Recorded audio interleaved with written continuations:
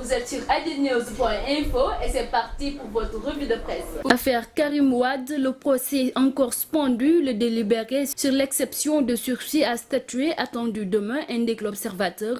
Durant plus de 5 heures, écrit-il, le procès de Karim Wade est resté concentré sur l'exception de sursis à statuer soulevé hier par ses avocats. Estimant qu'il y a 7 recours pendant devant des juridictions sénégalaises, les avocats de Wade fils ont demandé à la Cour de surseoir en attendant que ces recours soient vidés, explique l'Observateur. Ce journal précise que le procès suspendu pour une journée reprend demain avec le délibéré de cette exception. Suite du décès de l'étudiant Bassirou Faye, Macky Sall au chevet des étudiants et du policier blessé, annonce le quotidien national Le Soleil. Le président de la République s'est rendu hier à l'hôpital principal de Dakar pour s'enquérir de l'état de santé des 6 étudiants et du policier blessé au cours des affrontements violents survenus jeudi dernier au campus universitaire de Dakar, écrit le journal. Macky prend les choses en main et annule sa tournée économique pour gérer la crise universitaire, note Le Populaire. Au chevet des blessés, indique ce journal, le chef de l'État, peiné par ce qu'il a vu,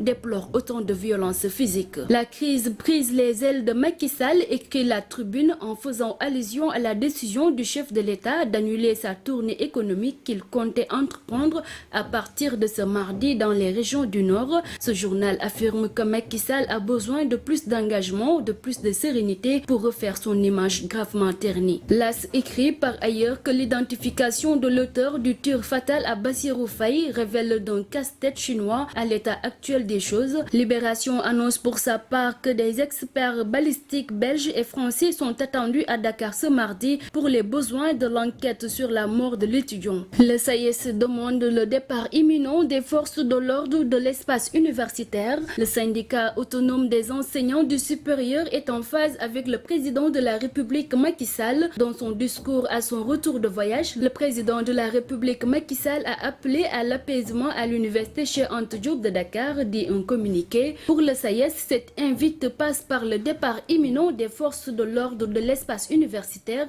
la libération des 27 étudiants détenus au commissariat central de Dakar, l'inventaire des préjudices et l'indemnité des étudiants, le suivi médical et l'assistance psychologique des étudiants blessés, le départ de Mary Teuw Niane et de Abdoulaye Daouda Diallo. Rebondissement dans l'affaire de la corruption dans la magistrature, le juge Pape Alioune Sané enfonce Taïfour Diop et Pape Ousmane Sow. La plainte pour corruption déposée à l'Office national de lutte contre la fraude et la corruption par le cabinet Mame Adama Gueye et associés contre les magistrats de la Cour d'appel de Saint-Louis connaît des rebondissements, du moins si l'on en croit nos confrères de l'Observateur qui avaient levé le lièvre. Le bureau de l'Union des magistrats du Sénégal, dirigé par Abdoulaye Aziz Seck, a entendu hier 2 magistrats cités dans cette affaire, à savoir Pape Amadou Sow et Pape Alioune Sané. Fait divers, l'Agence nationale d'assistance à la sécurité de proximité est secouée par une affaire de vol d'uniforme de l'agence dans le magasin de stock de ces objets destinés au personnel. L'enquête ouverte a permis aux limiers de la DIC de découvrir une entreprise de contrefaçon de ces uniformes. Incriminés, les agents Ahmed Diallo et Thierno Souaré ont été mis aux arrêts, nous informe le journal L'Observateur.